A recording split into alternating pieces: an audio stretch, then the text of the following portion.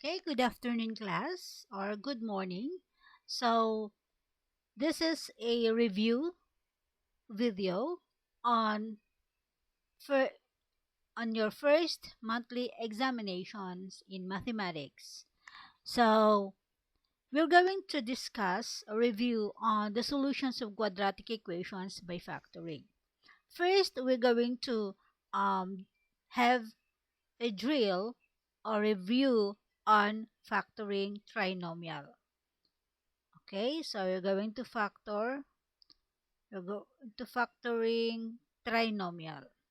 Okay, so if we have x squared minus 5x plus 6, so how do we factor this trinomial?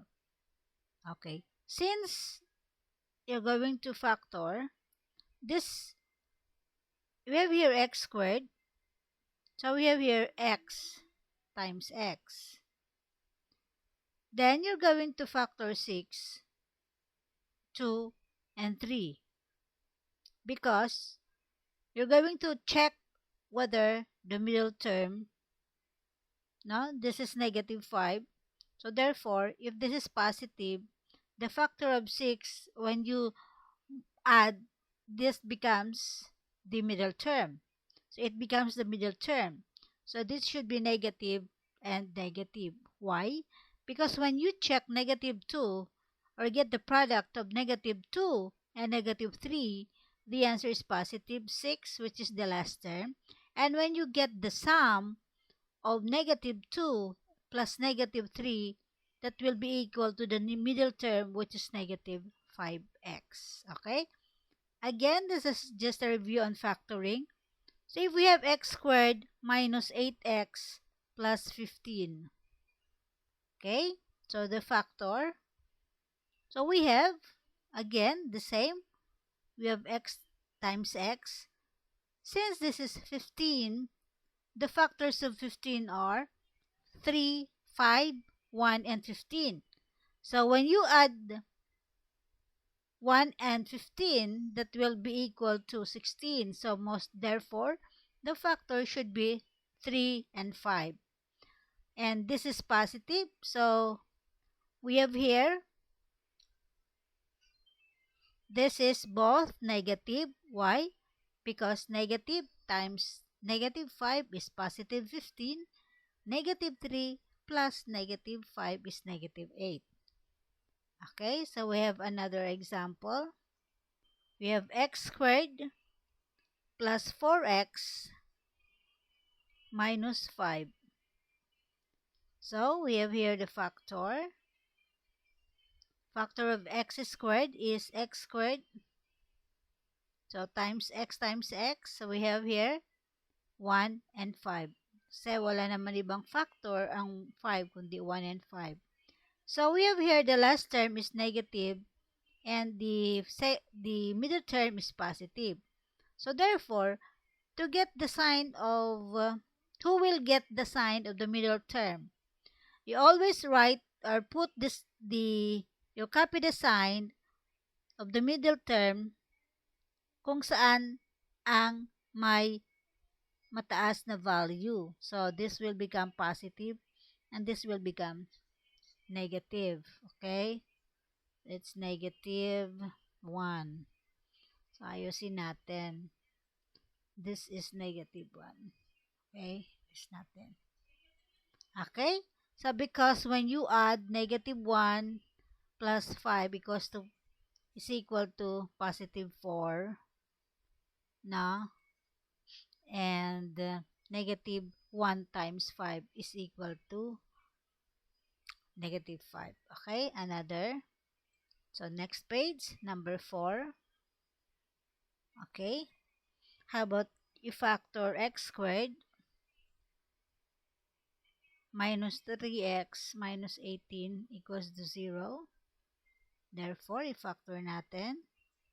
The factor is x times x, and this is 18. The factor of 18 is 3 and 6.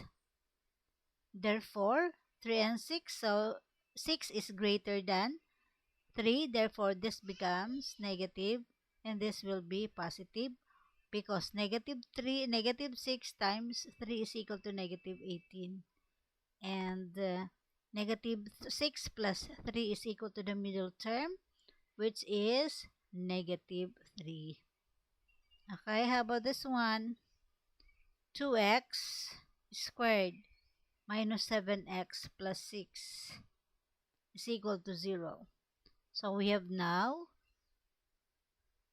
okay, so the factor of 2 here is 2 times 1, 2x, this is x, and we have here 6, and ang middle term mo is 7. So how will you do this one? So this will become 3 and this is equal to, because 7 siya, so this is equal to 3 and this is equal to 2. Okay, this is 2. Okay, why? Because this is positive, so this becomes negative and negative. Okay, i-check natin. 3, negative 3x multiplied 2 times negative 2 is negative 4x. And when you add this, is equal to negative 7x, which is your middle term.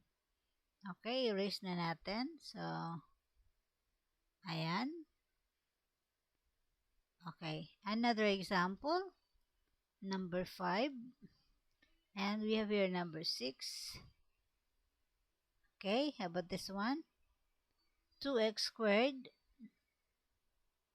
plus 3x minus 2. Okay, so how do you factor? Okay, so to factor, we have here 2.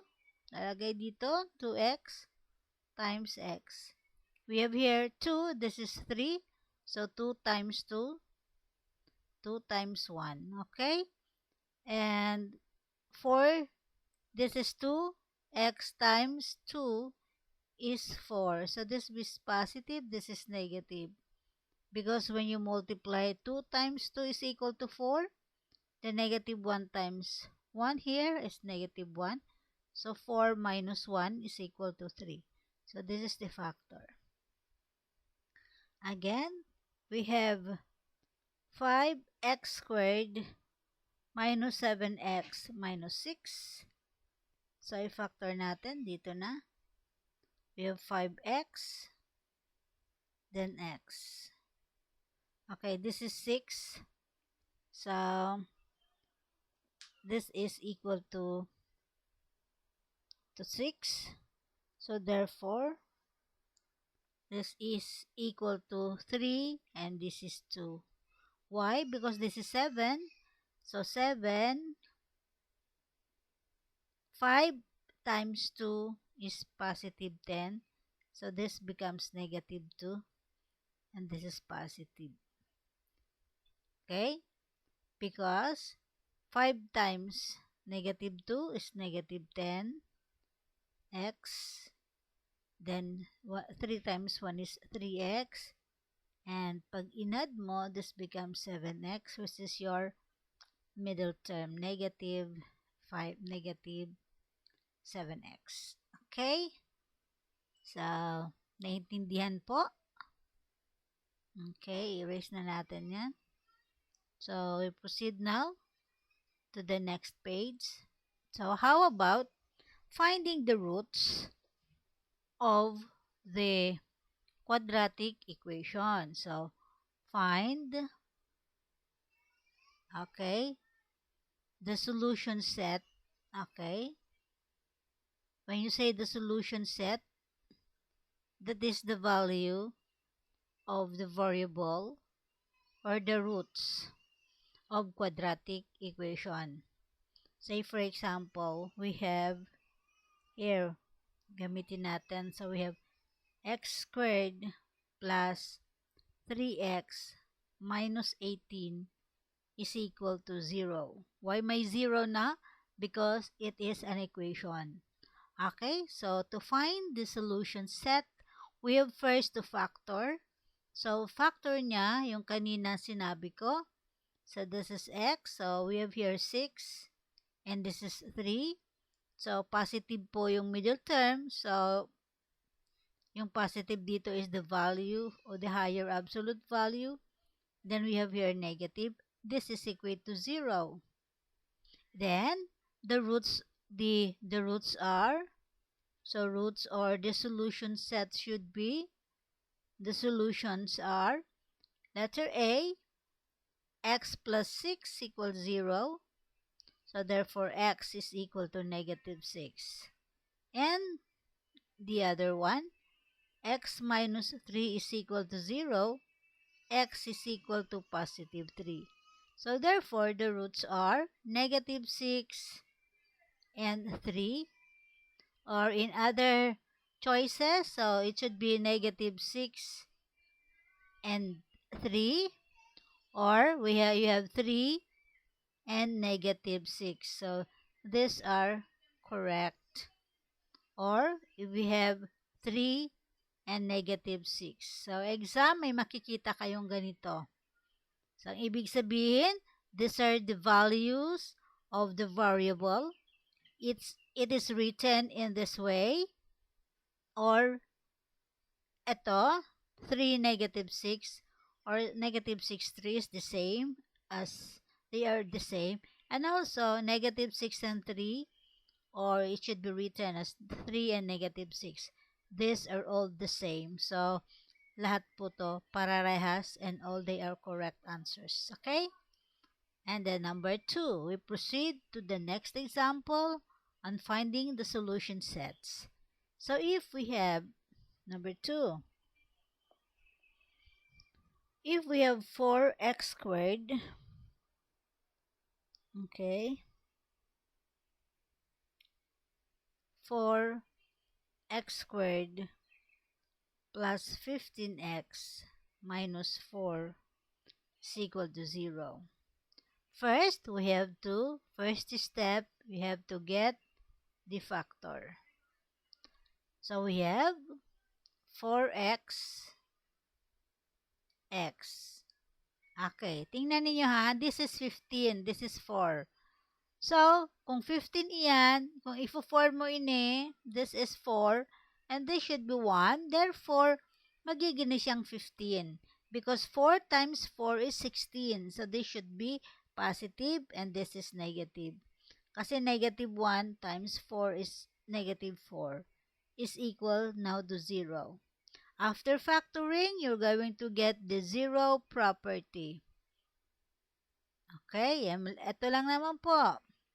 So, 4x, letter A, we have 4x minus 1 equals 0. So, we have now 4x is equal to 1. Divide both equation by 4. So, therefore, your x is 1/4 rather.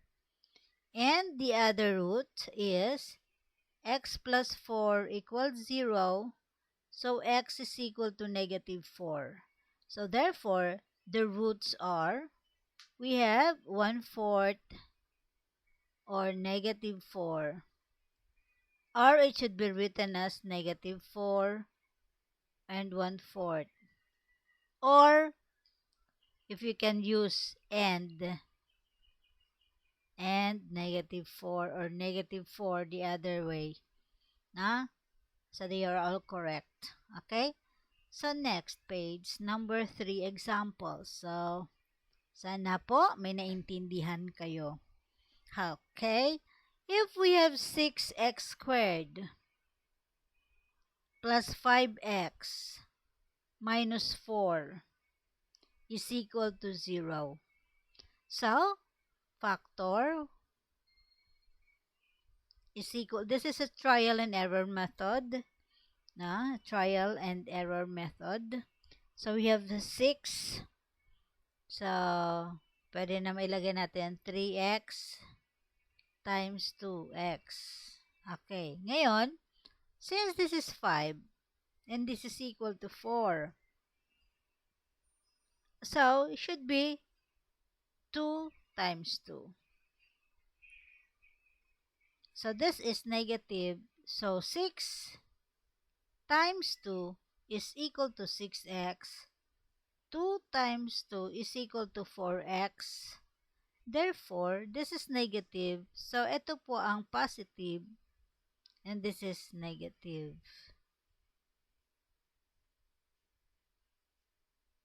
Okay, tingnan nga natin. So this is sabi ko nga kanina, this is a trial and error method. So,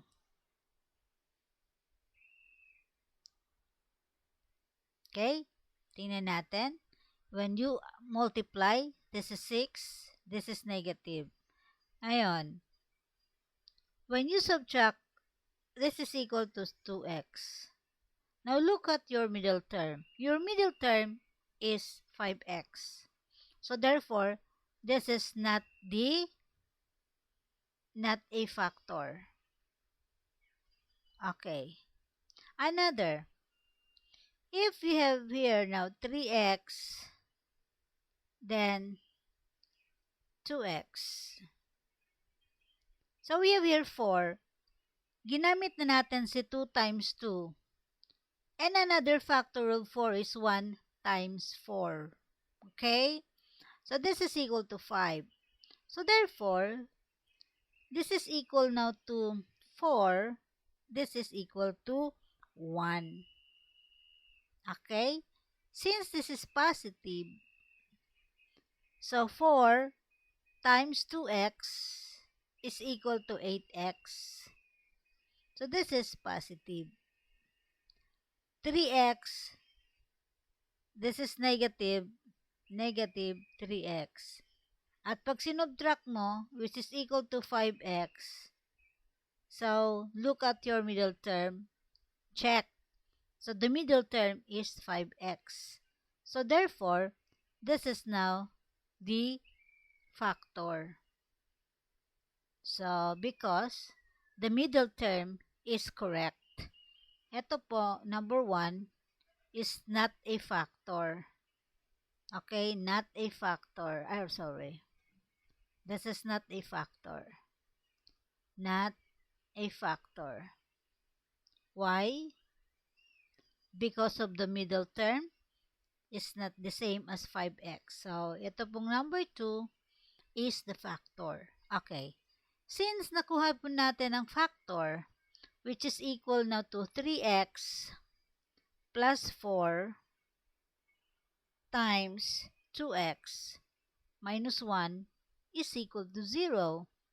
Therefore, we are now going to get the solution set. So, the solution set should be 3x plus 4 is equal to 0. Then, 3x is equal to negative 4. I-equate po natin yung 4 papunta rito. And we have now divided this both equation by 3. Cancel. So, x is equal to negative 4/3. And the other, so this is the first solution. The next solution is 2x minus 1 is equal to 0. So, we have now 2x is equal to 1 over 2 over 2. Cancel. Therefore, x is equal to 1/2. So, therefore, the solutions are negative 4/3 and 1/2. Okay? So, that's it. Okay. Now, how are we going to check the factor? Okay, so we can get here for checking. So, we have another page. So, this is checking. So, pakita ni ma'am how to check. And we have the factor 3x plus 4 times 2x minus 1 is equal to 0. In checking, so the solutions are x equals negative 4/3 and the other one, x is equal to 1/2. So first, you're going to use negative 4/3. So we have 3 times negative 4/3 plus 4. Okay? Times 2 times negative 4/3 minus 1 is equal to 0. So, before you add, divide muna to. 3 divided by 3 is negative 4 plus 4. Okay? Times negative 8 over 3 minus 1 equals 0. So, negative 4 times 4 is 0. Ito, kahit wag na ninyong i-simplify, 8 over 3 minus 1 because any number multiplied by 0 is equal to the number. So, 0, oh, this is happy face. 0 is equal to 0. Yan, happy face siya. Diba? Ayan. Happy face siya. Okay. That's it. Then we have another example. Ako, go. Pangilan na ba to? So, tingnan natin yung previous numbers. So, this is the third. Okay, the fourth example. Okay, the fourth example. Ayan. Malaki siya. Okay. So, if you have ito, x squared minus 7x plus 12 equals 0. So, first, you're going to get the factor. Okay? X times x. So, this is 12. This should be 3 and 4. Because 3 times 4 is 12. This is negative. So, both negative siya. Equals to 0. So, the roots are 3 and 4. So, ito na po ang mga solution set. Solution set or the roots. Okay, number 5. Number 5. Okay, dito na tayo. Number 5. Okay, ito. 5x squared is equal to 6 plus 13x. If the given problem is not in the factor, or rather in the standard form, you're going to change that to the standard form. So this should be 5x squared minus 13x minus 6 is equal to 0. So change to the standard form. After changing it to the standard form, you're now ready to factor. So, we have now another page.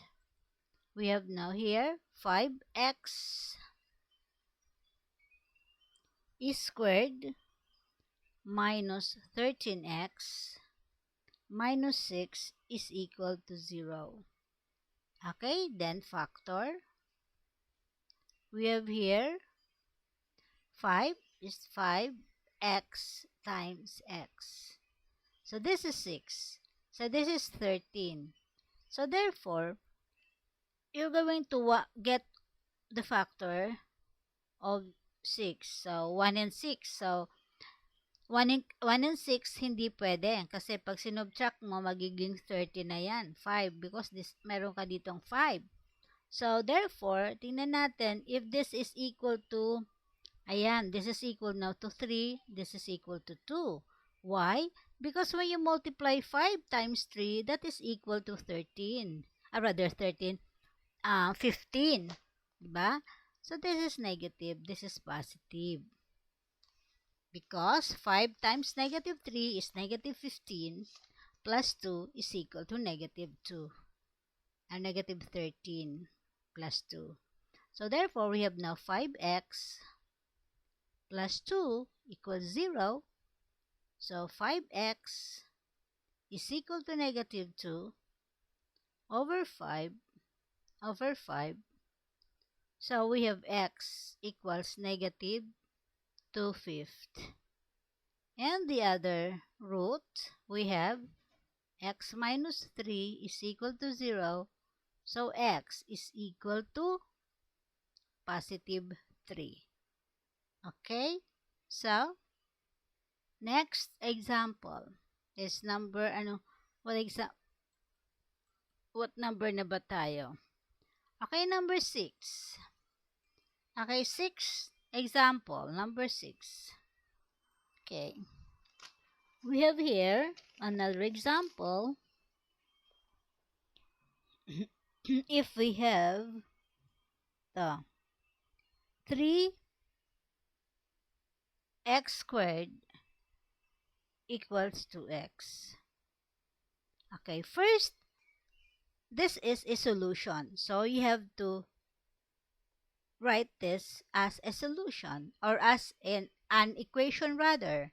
So 3x squared minus 2x equals to 0. I-equate mo sa 0. Then this is now using common monomial. Common is x. So divide. 3x squared divided by x is 3x minus 2 equals to 0. So x is equal to 0. And the other one, 3x minus 2 equals 0. So 3x equals to 2. Divide both equation by 3.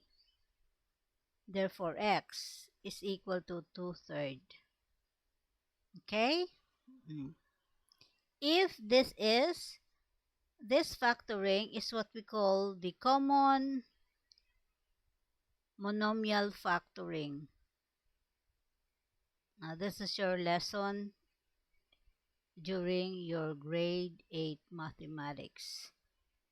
Okay? So, tingnan natin. Stop muna tayo.